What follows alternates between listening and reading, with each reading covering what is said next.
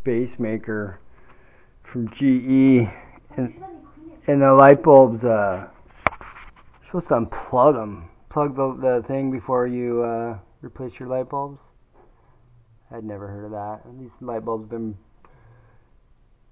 non-functional for a couple of years, but I guess it's when you change them without unplugging it, it fries a little part of your circuit board. So take this off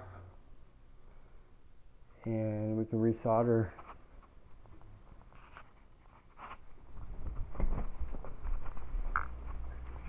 Here's what the board looks like. I guess everyone's going to be a little bit different.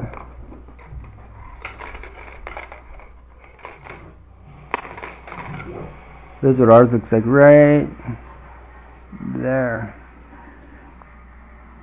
She got fried.